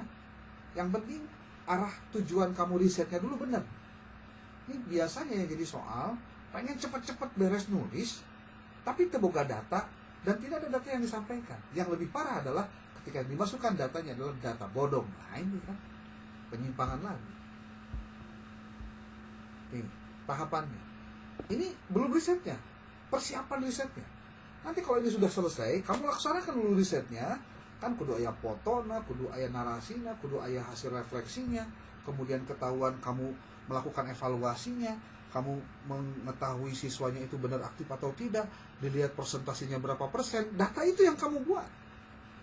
Jadi sebenarnya kalau kamu melakukan penelitiannya dengan benar, maka tingkat similarity-nya bakal kecil. Kenapa? Karena memang kamu mengerjakan sendiri, kamu mendapatkan data sendiri, lain menang copy paste tidak nu aya. Jadi lamun ditanya kumaha cara nurunkeun plagiasi, kamu harus punya data yang otentik, data yang asli, data yang genuine, data yang kamu dapatkan langsung di lapangan. Bukan copy paste dari internet saja. Tuh. Ini menentukan, ini nomor 4 ya. Nomor 4. Tuh, yang terus saja begini.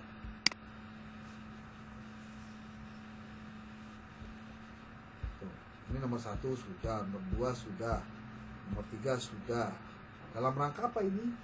Persiapan menulis. Aduh, ini lewat lagi ya? Ini keluar lagi nggak? Bukan. Halo?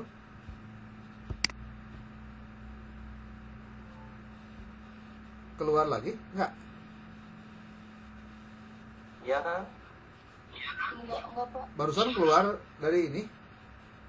Enggak. Oh enggak. Oh, diem baik kunaon tuh? Udah 2 jam. Oh, 2 jam ya. Ya makanya kalau ngomong mah nggak kerasa, yang dengerin yang kesel. Yang dengerin yang kesel kan?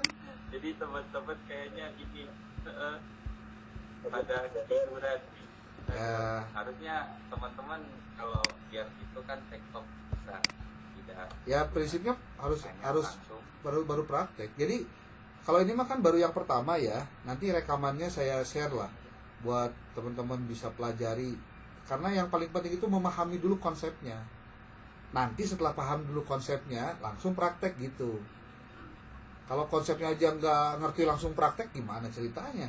Nulis kan harus pakai Nanti data. Kita adakan sesi juga ya kan, Ya. Pak, buat literatur review, cara menulis literatur review dan penulisan artikel lah gitu.